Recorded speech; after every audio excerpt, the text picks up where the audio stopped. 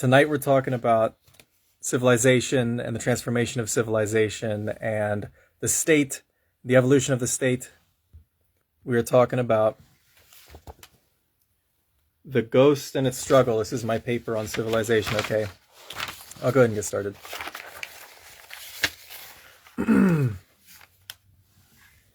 There is a ghost who looms over the fields and factories of civilized man, who awaits the moment of man's absence to spring forth.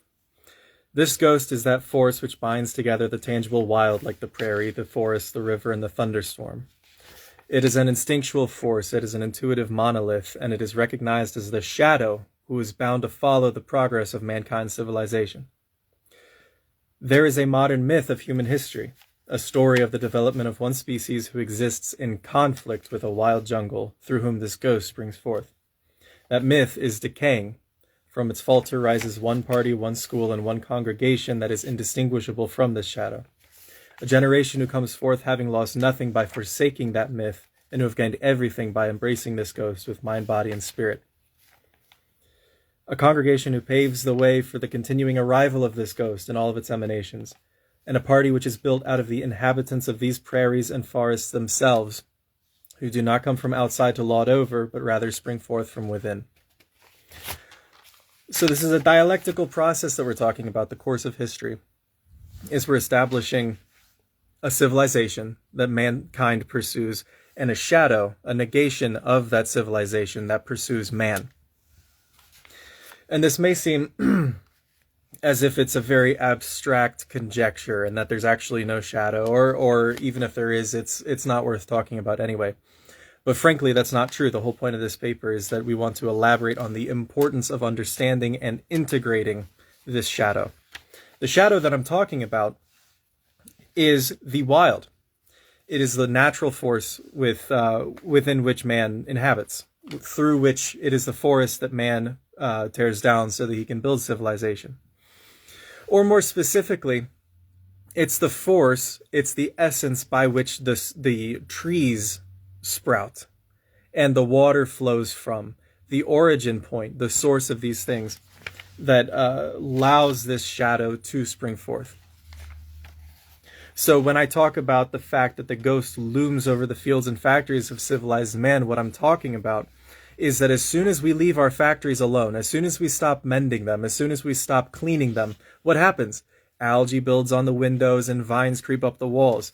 This is a ghost that is haunting. As soon as mankind's absence, it springs forth. That is the ontology that I'm establishing here. So then transitioning from the ghost, we can talk about the state. We can use that dialectic in terms of a historical analysis. So the history of economic analysis is vast and difficult to understand. So I'm not trying to explain all of it. That's not the point of this paper. I want to simply outline an alternative to how we view ourselves in relation to our state. And our state is that which is this integration of the shadow. That's what this transformation looks like.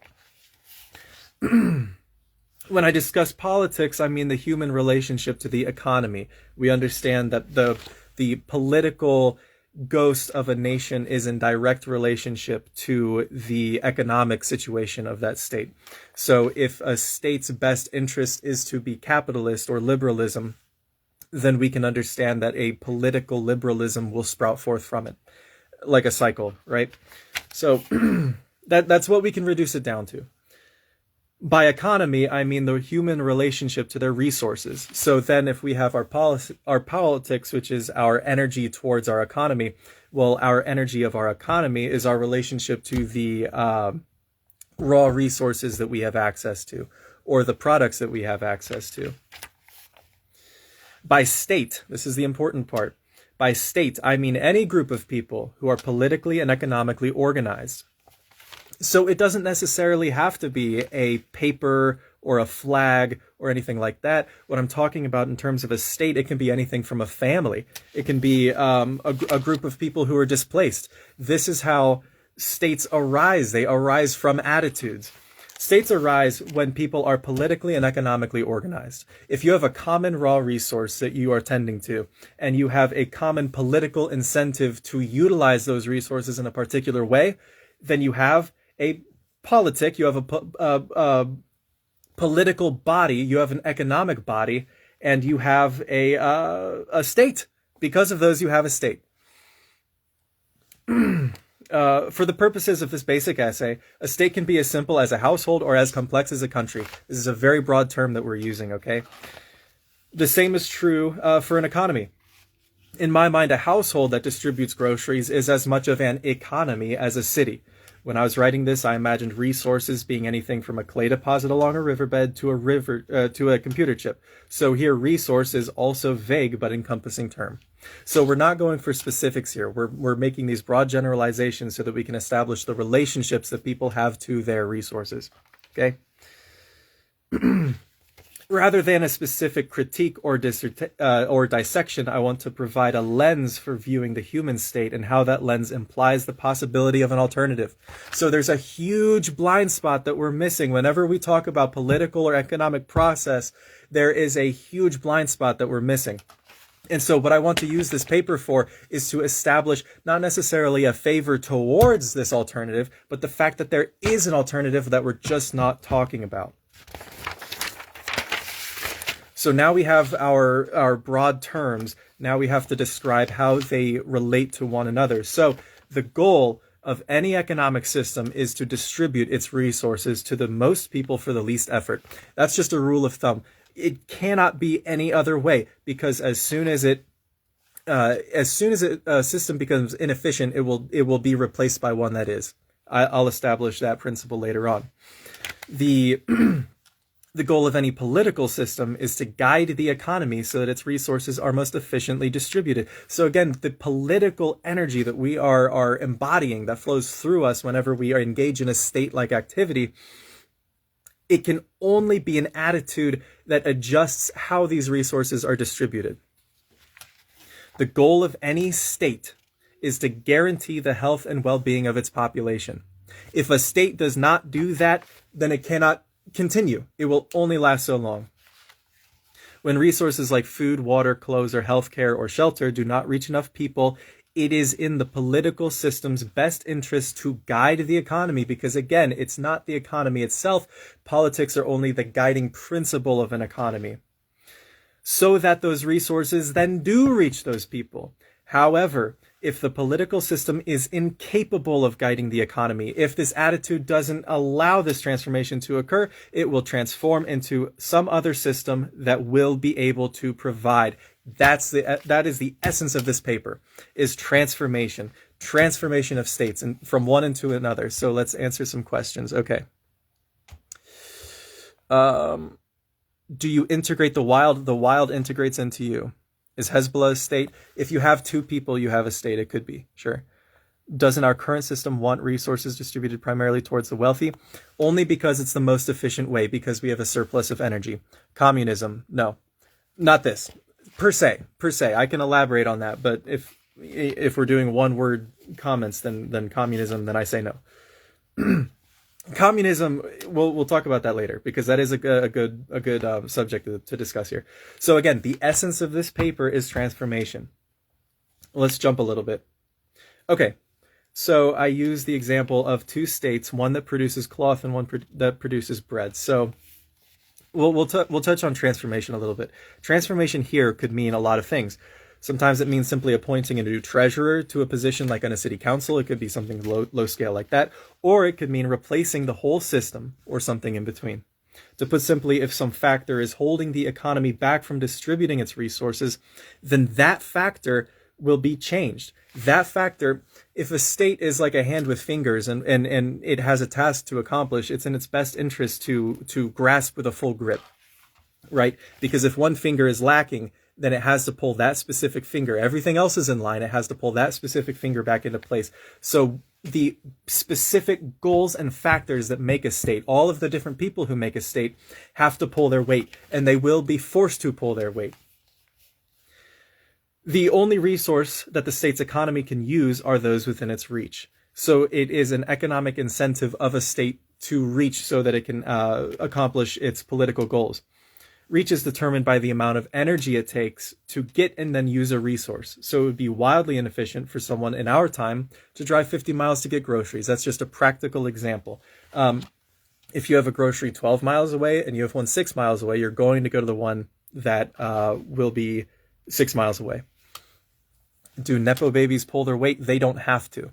So again, as a principle, the perspective of this paper is phrasing these in terms of blind energies. So I can discern from the fact that there are Nepo babies that they don't have to pull their weight. Not everybody has to, because they have a surplus of energy that is their weight pulled, if that makes sense. But that's very temporary. So the point, again, is transformation. My thesis here is that we have these Nepo babies. We have the surplus of resources. Those will quickly turn into no Nepo babies and no surplus of resources. There will always be rats in the city. Yeah. That's a good metaphor. Because again, right, we're talking about surpluses of energy.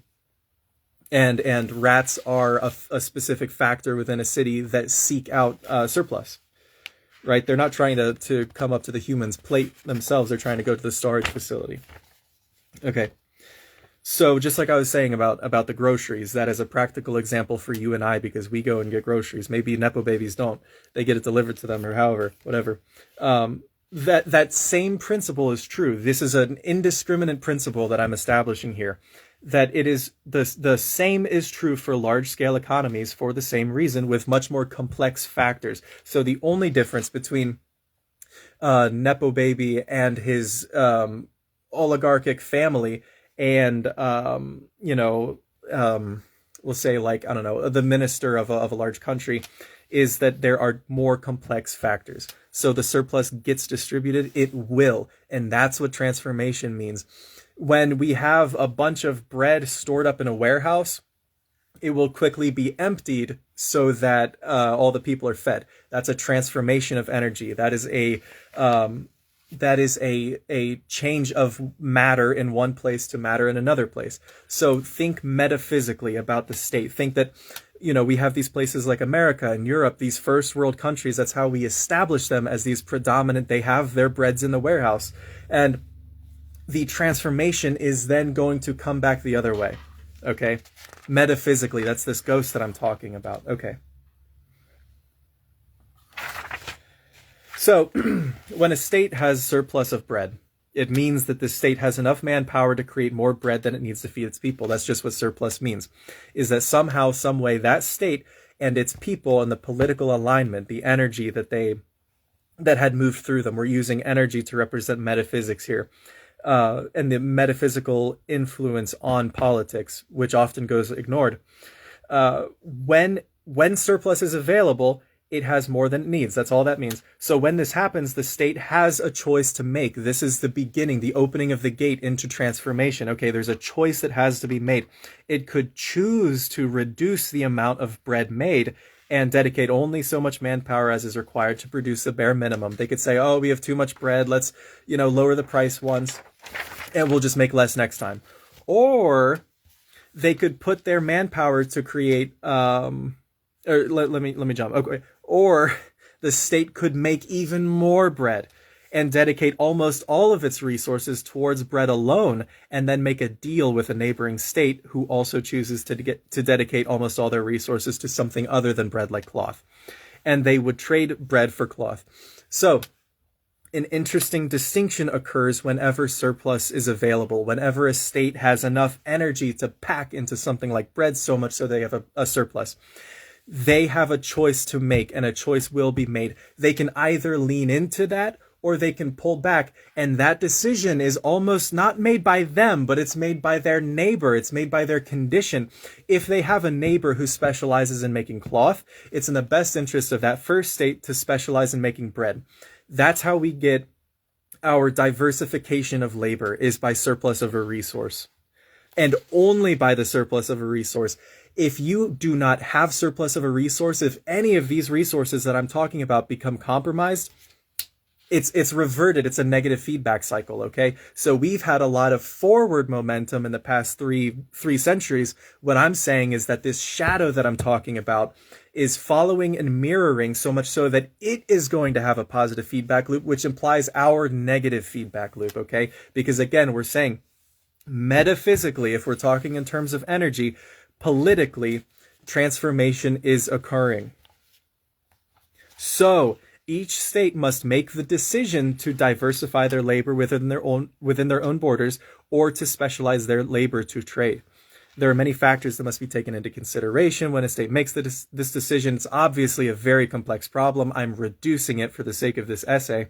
But these factors are primarily economic. They're determinant solely alone on the resources that are available. Then the politics can come into play. The politics are us, people, conscious people, who come forth and we say, oh, wow, we have all this clay. What do we do with this clay? That's the political side.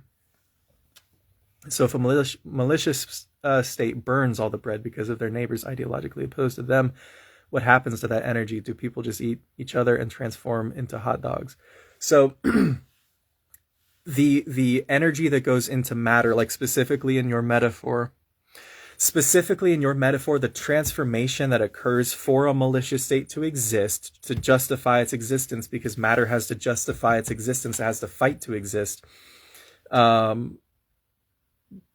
Burn all of the bread. So the burning of the bread is itself a release of that energy. Dialectical materialism, basically, sort of. I'm not gonna jump that far into like the slope of saying, well, we're gonna do dialectical materialism here, so we're gonna do Marxism. I don't want to jump to that.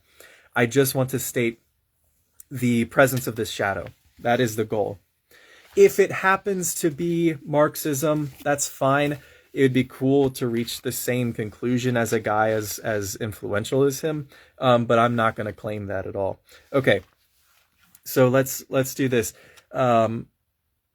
We did the two-state comparison, or we could say if our state who produces bread and the neighboring state do not have good enough roads, then the bread will take too long to arrive and it will go stale. So that's another material condition, is our ability to transfer energy, to transfer material things like bread to our neighbor to justify us trading with them. Our roads could be terrible. The potholes could ruin every truck that we have. So then it's like, well, we're not going to go, we're not going to export bread. We're going to make another decision again. So I'm just clarifying the fact that these factors have economic implications. If this state or the neighboring state do not have good enough roads, right, so the state will choose not to specialize in bread making, right? So again, metaphysically, the energy becomes physical, and that cascades back to us. Or if both states have excellent highways, it would only make sense for both states to specialize because it's very easy for the resources to reach their destination. Highways and roads are thus economic resources as well, because they benefit the state just like bread and cloth. And just like bread and cloth, they also require labor, tools, and other resources to be brought together so that they can be constructed. So the economic decisions one state makes influences other states and leads to trends that are always as efficient as they can be. So this is a summary of all the principles I've established so far. Okay, so every state that can exist has fought to exist through the process of metaphysical movement of energy. So everything that we have is exactly where it needs to be. There's nothing to stress about. All we have to do is let it happen. How would you apply this to Catan? Yeah, bro. Yeah. The people who pray before they play Catan are the people who are going to win if they can open themselves up to be a gate for this process. Well, of course, I mean, if you apply it to Catan, you have to see, if I've only played it once, but the way that I understand it is that you kind of get like a random assignment to the resources you have access to. So actually, that's a really good metaphor, that the economic implications are almost predetermined, despite the fact that it's a random starting point. So that's a relationship between free will and predeterminism. Okay. This means that if those roads and highways have been built, then many other resources needed to make them were also capable of being brought together. So it's like a cascading effect, right? If you have the capacity to build a highway, it also means you have the capacity to make concrete, which means you also have the capacity to have the gravel and the refined, like the generators and the labor and everybody who needs to be in place. This is Buddhist interdependence. It's the same exact thing. That also relates to dialectical materialism, I believe. So, okay, this is an important point. Those many resources acted like a metaphorical gate, so that when those resources were brought together to create highways, it became possible for the two states to even have the option to decide to specialize. So the decisions that an economic state is making are already determined long before they're even thought about. The picture of our materialism in relationship to the metaphysical is so much more vast than we can even begin to talk about. But I'm going to try to talk about it here a little bit. Okay. So let's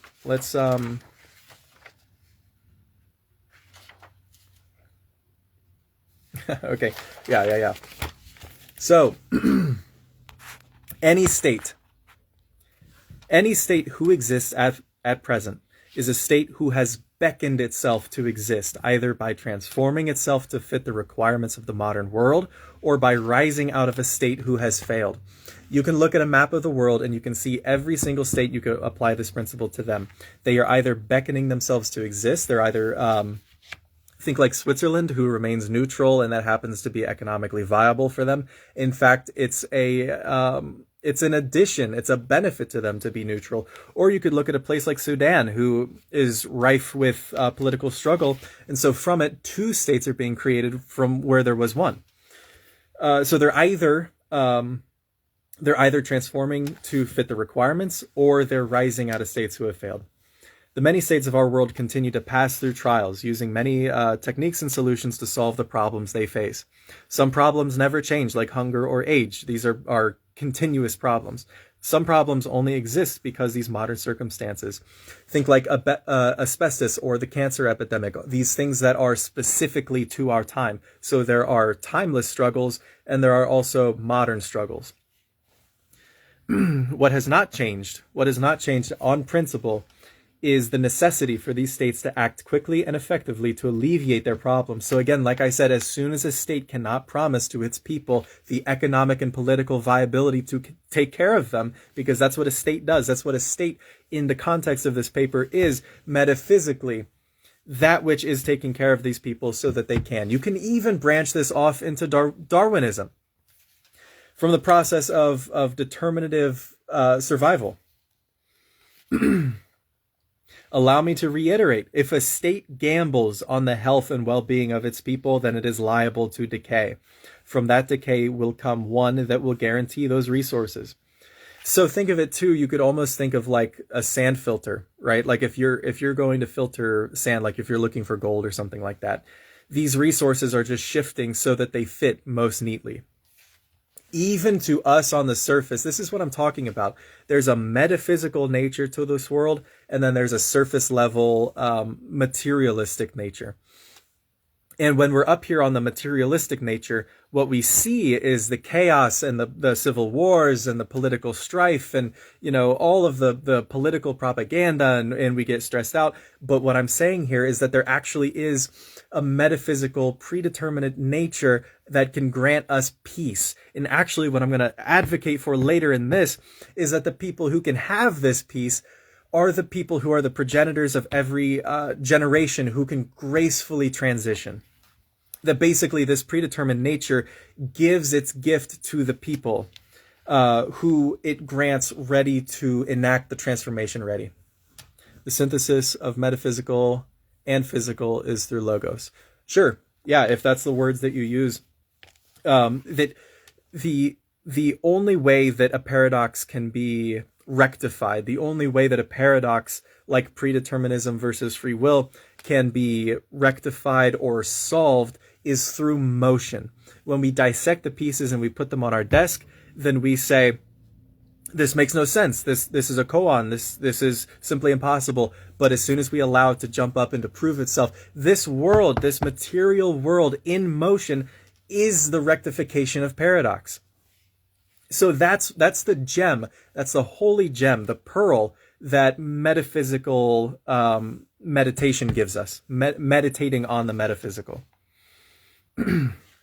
Okay. Like Napoleon, yeah, for sure, absolutely. Because what did Napoleon do? Again, remember, these economic factors happened generations before. So what begot Napoleon was not necessarily his mom, although physically, yes, but metaphysically, the Enlightenment, he literally was the embodiment of the Enlightenment. Okay, but is there objective truth? Yes, and that objective truth is the motion of the 3D. Because motion of the 3D is 4D. And then you get the cascading, all of the other stuff. Okay. Let's jump to technology. That's the stuff I want to talk about. Okay, any innovation, be it through growth or decay, will have both benefits and costs to the well-being of its people. So it must be understood that the perfect health of a population is not an achievable goal. Rather, it is the extent to which people will put up with their own best interests being compromised by the state in which they habit that defines when and where transformation occurs. So the idea of like a utopian socialism where everybody has a doctor that they can go to just like that, that's not really a real goal. Okay, that's not something we should be striving for, because that's kind of like a pipe dream that's going to lead us through samsara. Rather, to be grounded, to meditate, to be here in the 3D world, and to act accordingly to that which is given to us is the factor by which these people become embodied, by which transformation occurs. Because again, the predetermined nature, the metaphysical nature, gives that meditative mindset to the people who it wants to transform the world. So think of all the great men of history. There's the great man theory. That's sort of an arm of this principle that I'm establishing. Okay. As a rule for history, compromises with states are always made. That's just the nature of having two people that get together and do something. You're going to have to compromise. All of us have families. All of us have a state within which we reside. States cannot direct resources towards only innovation without sacrificing well-being. So this is a principle of technology. States cannot direct resources only towards innovation without sacrificing well-being, nor can they direct resources into innovating while being without inevitably creating more problems affecting that well-being. So it's the difference between where we allow politically, economically, our resources to go, that if we decide to put all of our resources in innovation, we had better have a good surplus, because otherwise we're compromising the well-being of our citizens. And if we do that, then as I've already established, we begin to fail. That's the negative feedback loop. Okay. So I'll talk about time, in which I define periods. I define a period as any point that is discernible from the previous generation and from the following generation. So it's a very broad way of saying it's now. We have a good idea of what now means, because I can say, well, think about the 90s, and there are specific factors, like fingers on a hand, like I was talking about earlier, these factors that pull together, like, there's whatever the 90s were. I mean, you guys name some examples. A period can be vague. It can be as vague as the 19th century, because it's discernible in both function and aesthetic from the 18th century and 20th century. It has a past and it has a future. We can say, okay, so what was in between? That's how I can discern that period. This is also true with something more specific, like certain decades. The 1980s had a very distinct cultural expression and a different goal than the 70s. And the 90s, likewise, on either side, the past and the future. What I posit here is that both the functions and aesthetics of any given period will be made only of those elements that are favored, elements that are transformed so that they can be favored, and elements that disappear because they were not favored and cannot be transformed or favored. So obviously, whenever I tell, if I say, okay, think about the 70s, you're not going to think of a whole decade in your head. You're going to think about something that's very refined, something that was And that's what I mean by compromise, something that was compromised and whittled down into a ghost. That's how we can discern a zeitgeist. That's a ghost of the time. So every element is confined to the economic reach of its state. It's exactly the same principle. It's happening right now. Because the elements in each period are confined to their economic reach, meaning I can't go drive to Japan because economically, the element of my car and the economy of the road don't allow that to happen. That's something that's not physically possible. We're talking about the hyperphysical world here. And their metaphysical implications, right? There's a top and a bottom. There's an ocean, and there's a trench at the bottom of the ocean, and the crests from the waves below. Okay, that's the relationship we're talking about between the metaphysical and the physical. These elements, like my car trying to drive to Japan, it's an absurd example, but that's exactly my point. These elements are just like resources that a state can seek to create or obtain, except that they pose as a cultural icon rather than a tool for labor. So tools for labor and cultural icons are synonymous here. When we think about the 80s, or whatever, we said bell-bottom jeans here, there's an economy required to make those. So the economy produces a product. Well, there might as well be two fingers on a hand, right? And those two fingers, what do they lead to? The 80s. Okay, that's the relationship I'm talking about here. This whole thing is just about relationships. Okay, though elements and resources do overlap, as mentioned, all periods of history are marked by a process of growth and decay.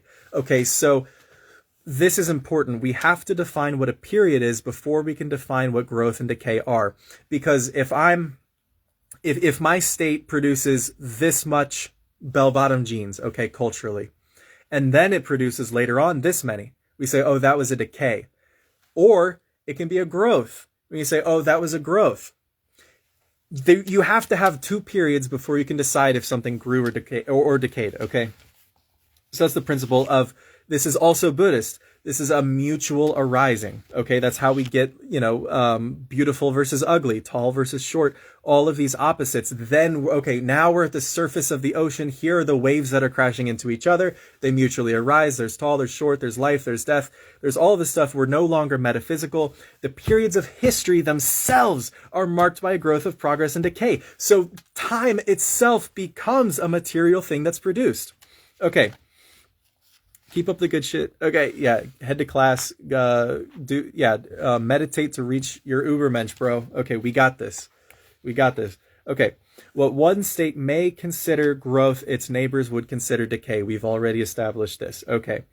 For instance, if a state had invested all its resources into importing tools and materials to create a manufacturing district, and then a generation later decided to close the manufacturing district to invest resources into its agricultural sectors, the people within that state who had a vested interest in the manufacturing sector would see this as a decline, as a decaying state, whereas those in the agricultural sector would see this as a period of growth for the state. So again, we're talking about, we're seeing fractals of mirrors through a prism whenever we do an economic analysis, insofar as if you're an agricultural person and you're seeing that district grow, then you're saying, oh, wow, look at us, we're a bountiful nation. Whereas if you're in the manufacturing district and you see the agricultural sector grow, you say, oh my God, we're becoming a third world country. Okay, so all of this becomes relative. Here we are on the surface of the ocean, waves are crashing, there's tall, there's short, there's life, there's death.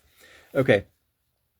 So it is in the best interest of said nation sectors to observe both investments as having aspects of growth and decay. So as a principle, we can compromise and we can say, well, this went up and this went down, but I can venture to guess, I don't need to know all the information. I don't need to have a bias. I can just say it's transforming. Okay. Transformation is a middle ground between growth and decay. Okay. So our period, the period that we're engaging in, we talked about time and how it's a physical resource, okay, which is a strange way to bend our brain here, but it's worth it because I'm going to talk about the globalized economy that defines our period, me and you, us. We have problems that we have to solve. That define our period is obviously a historical milestone. This is the first time we've ever had a globalized economy in the way that we do. However, the innovations of the last 300 years have created circumstances in which we find the time it takes our complex resources to be accomplished grow comparatively shorter and shorter. And so they gamble higher and higher. Remember what I was saying earlier, that if you have a state that is compromising on its people's well-being by investing in complex resources, then you have a volatile state. We'll call it a volatile state. We'll say that it had better return on its investments. Otherwise, it plummets and it reassembles itself, like we had said. Okay. Ever increasingly complex resources have ever increasingly complex repercussions. So think about what it takes to build a cell phone that I'm doing this right now on. I mean, frankly, it's absurd. The amount of factories and the amount of gas and mining and change and transformation materially to create this cell phone is frankly absurd. Okay. So this is not our moral fault because we do not have to. Okay, that's the sentence before. We'll say this. People today cannot feed themselves except from food which is imported from large distances, like I was saying. Okay, nor could they heal without outsourced medical and specialized healthcare. Like I was saying, my cell phone can't exist without a globalized network of economy. It's the allocation of resources and the political consequences of that. Okay, so this is a criticism. I'm saying that people today can't feed themselves. That's a very strange thing. It's the first time in the world that we've ever had a situation like this. However, I'm also saying, I'm like, okay, that's a criticism, but it's not our fault. It's not your fault, right? I'm not going to attack you morally because of that. It's not our fault because we do not have to feed ourselves. We don't have to do these things. So think of something we had to do in the Stone Age.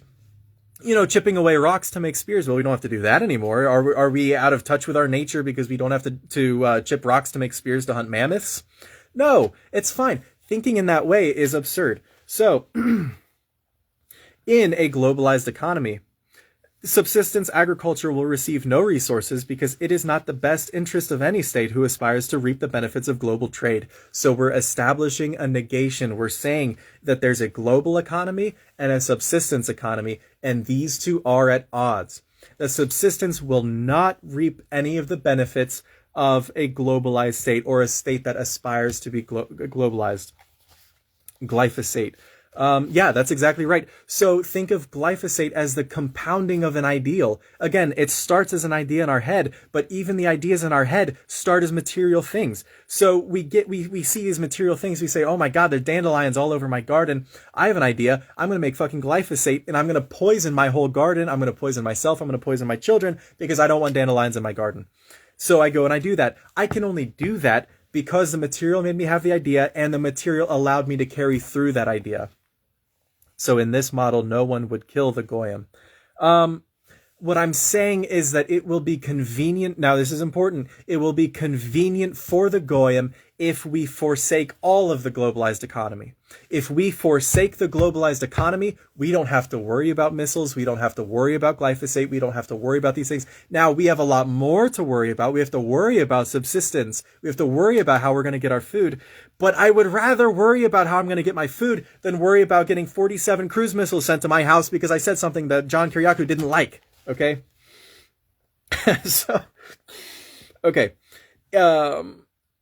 We'll start here. Rather, the increased dependence of whole generations on global food networks implies many silently compounding unintended consequences that will define the decay of this period. So again, like I said, every period has decay, every period transforms. So the question for us, for you and I who are watching this right now, what are we going to transform into? What is the next century going to look like? What is the next 1,000 years going to look like? Think of what 100,000 years from now is going to look like. Frankly, you know, it bends the mind because we have no conception of what that could look like, yet it will come. It'll be a lot different. I can tell you that. Okay. It is not a question of if that decay will happen, the decay of the globalized economy. Dude, my phone's going to die. Fuck. Limitations of material, guys. Okay, it's the proof of is in the pudding. Okay, this is the what I'm talking. Okay, let me get through this real quick. Okay, and then we'll call it for the night. This was pretty good. Okay, I'll just where were we? Okay, so then I posit this: it is in the best interest of all states today to immediately divert resources away from global exports. They must diversify the labor within their own state so that they can engage with the resources directly available, and that the acceleration of this process will begin a transformation. Again, it will allow a transformation to occur that will suit those states well for surviving this period's decay, ultimately leading to the transformation of those commercialized states into subsistent states. This is the ultimate thesis of this paper. This is what I'm saying, is that we have this globalized state, this globalized economy, cut it in half, find its negation. That is the subsistence state. You and I, the people who are watching this, who are allowing this material to come forth, the fact that I can speak the words to you means that this is material that is made flesh. This is a world that wants to exist. It created this globalized economy so that it could allow the subsistence state to come forth. This is the negation of technology. This is a negation of aristocracy. This is the negation of the pursuit towards civilization. Okay, so I'll go until my phone dies. Let's see how far we can go. There will be intense periods of economic strife, conflict, and decay, yes, but within that decay and strife will emerge a resilient and strong people who are fit to stand the struggles of that which the present calls for, and that these people will be members of a state worthy of inheriting the earth. This is so important. This is so important. I wish that we could get people talking about this. I will then also posit that the state whose people can master a type of immediacy of their resources, the subsistence state that I'm talking about, will have a political and economic system capable of not only surviving but thriving within this next discernible period. By immediacy, I mean the most efficient distance from the state to its resources. So again, we're cutting away the political economy. What do we have then? Okay, so an immediate economy is one that does not strain or sacrifice much to reach its resources. To summarize, it is the goal of any economic system to most efficiently obtain and distribute its resources. Full circle. Full circle. This is the principle that we established at the beginning of the paper, okay? Okay. Okay, we're doing good. We can get a little bit longer here. Who do we have watching? You guys have any questions? This is definitely a different way to be thinking about all of this. So I want to make sure that we can get on the same page here. Ask questions, like give me something, or counter it. Say that I'm wrong. Let's talk about it, right? I'll keep reading, but please, by all means, I'll watch the screen. Having outlined this lens I am using to understand history, I will elaborate on this type of subsistence state that I have implied.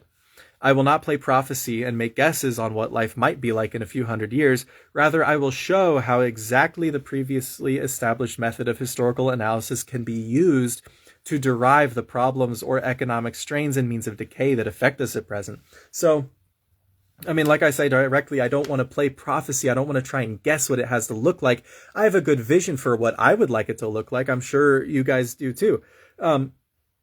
But the truth of the matter is we can actually guess by saying well, this is an economic strain now. This is an economic strain now. It's really hard for me to get food. It's really hard for me to guarantee the progression of my soil, because that's a factor too. They're all interdependent. So by knowing these strains, we can then say, oh, well, what's the negation of those? Well, how does it progress? How does it move forward? That's how we can discern. This is discernment. This is not like blind oracle work. This is discernment. Do I know Nostash and Nietzsche? No, I don't know them. What do they do? If you know them, you want to connect us, that'd be pretty cool. So let's talk about subsistence. By means of subsistence, specifically, I mean, well, frankly, tools necessary for survival. That's all I mean. But I mean food, water, electricity, and other elements within our period now that are uncompromisingly necessary to our survival. Each of these are, in our period, very complex resources, meaning that it requires very great time, effort, and resources for them to be created.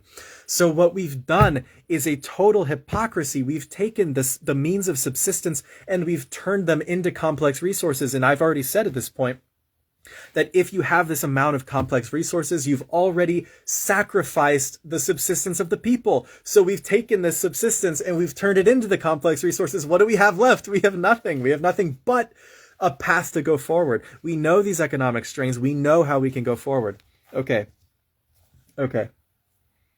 I'm just saying, once you start to dissect this stuff and it becomes almost too apparent once you like allow conceptions of like, you know, the solar punk and the what do they call it? Oh my God, like the cyberpunk, like that kind of stuff, both of those.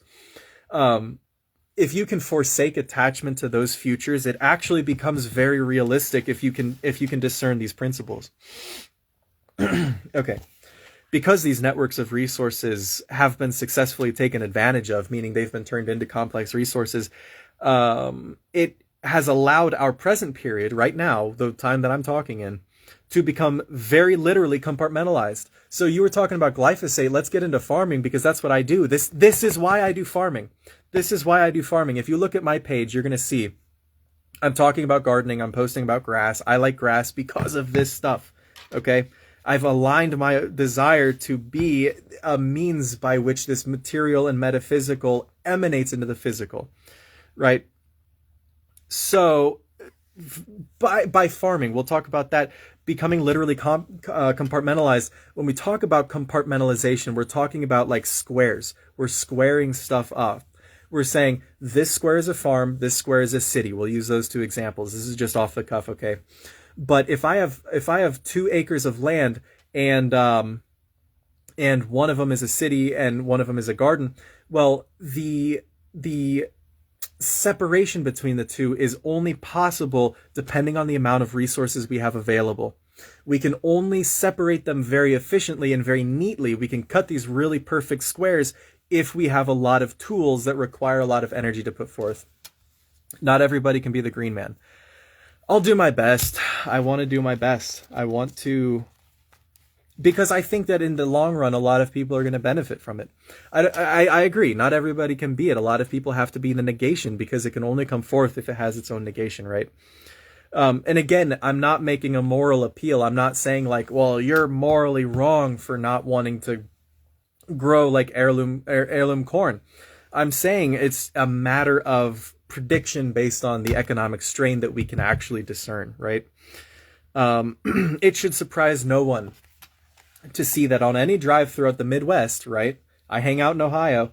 Throughout the Midwest, one can come to expect to see hundreds and hundreds of acres off any highway farming corn, and one specific type of corn at that.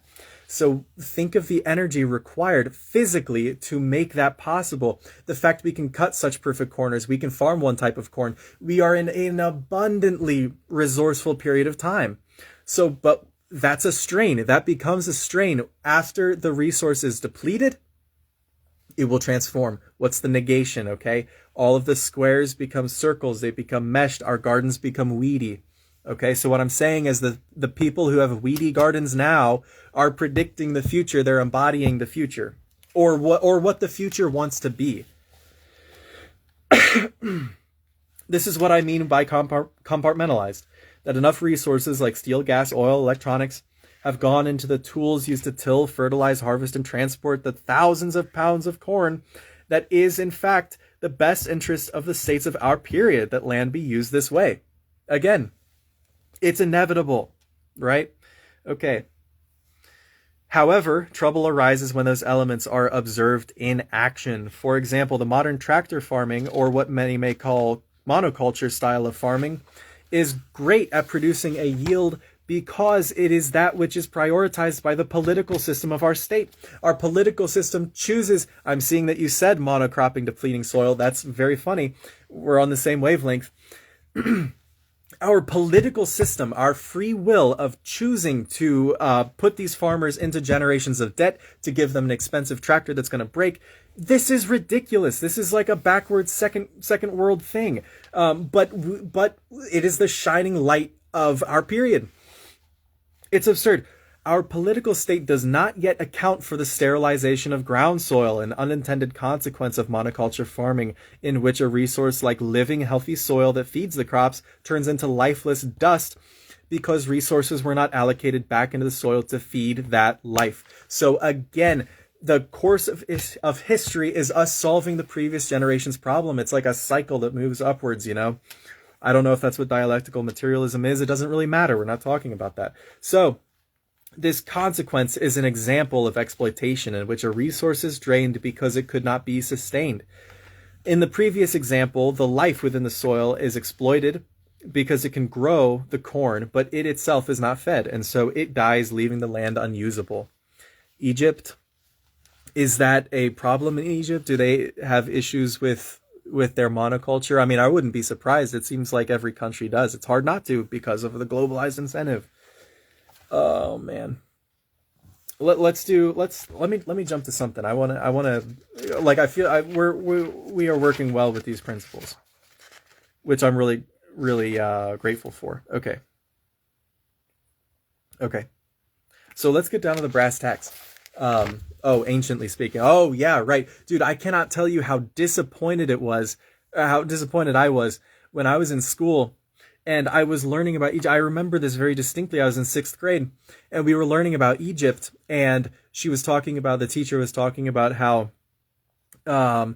they had plows with animals that they used to create these fields of like reed and stuff for them to use. And I was like, oh my God, are you kidding me? Like, I can't even go back in time and be justified because I just have to do the same problem as we're having today. The difference was I didn't understand back then. That was revolutionary for them. That was in their best interest. That has grown like a fruit grows on a tree, like a flower turns into a fruit on a tree. They were the flower. Those Egyptian people who were plowing their land has evolved and has grown into such a rotten fruit that now we see that and we associate that with degradation. That's the attitude now. Okay. Let's do this. What I want to do. Okay, so I'm dressing up. I have this flag behind me, right? It's kind of like, okay, what is this guy about? I want to see the Midwest turn into a Dune-like empire. Like if you've seen the movie Dune, I want to see the Midwest turn into an empire like that, where there are vast landscapes of like wild forest, and there are people who are like are communally homesteading within that forest, and they have a means of leverage by which they can fight against the globalized like autocracies. That's what I want to see. Okay, that's the subsistence state that I'm talking about. That's my personal hopes and ambitions. So something, I've got 1%. Let's call it. Okay, that was good. We got very far. We got well, I kind of skipped halfway through, but what we can talk about, how does AI factor into this? Okay, right. So any factor, any element that we can take, like AI, we can say AI has to stem from something before it, right? It takes a lot of water. It takes a lot of steel for that to come forward. So I'll just say this. It's like fruit on a tree. But what happens to fruit on a tree is it grows, but then it falls. Think about the future. How does all of this come forward? We can say the same about any, the lamp that I have my phone propped against it right now. It's the fruit of the labor of the people of the modern world. But what happens to fruit is that it falls and decays and rots, and it turns into alcohol, and then we drink the alcohol and we get very drunk. Think about that. I mean, metaphysically, okay? You've been a great sport. I appreciate you hanging out for so long. This was great. Great team. I'm going to go so that I can make sure to save this before my phone dies, but I enjoy talking to you guys. This is a lot of fun. Thank you so much. All right. Love you. Bye.